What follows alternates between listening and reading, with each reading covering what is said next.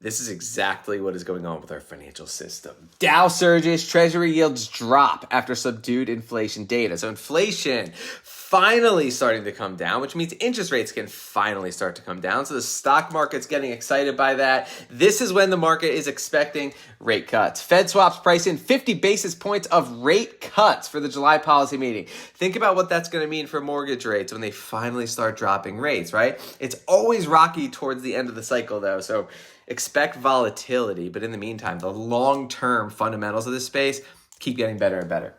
Hong Kong-based gaming company Boya intends to buy $45 million worth of Bitcoin as a treasury asset. This one small company buying $45 million. What happens when every other company in the world considers buying Bitcoin as a treasury asset, right? There's so many companies. We already have Tesla, MicroStrategy buying hundreds of millions of dollars worth. This small company, well, what happens when the rest, right? There's only so much Bitcoin to go around, so we're still in the early stages. Massive for that asset. Here is an incredible partnership. Disney reveals NFT platform with Dapper Labs, including Star Wars and Pixar. NBA Top Shot maker Dapper Labs is expanding beyond sports with digital Disney pins minted as NFTs on the Flow blockchain.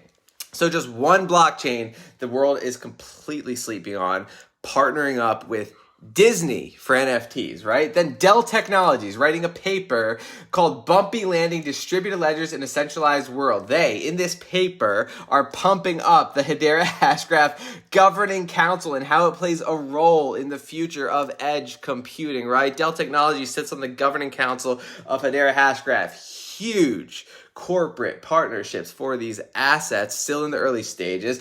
Animoca Brands, iSportFi ecosystem, becomes Chili's chain validator. Animoca Brands is a multi-billion-dollar investor in Web3 technologies, diving deep with Chili's into the sports finance arena.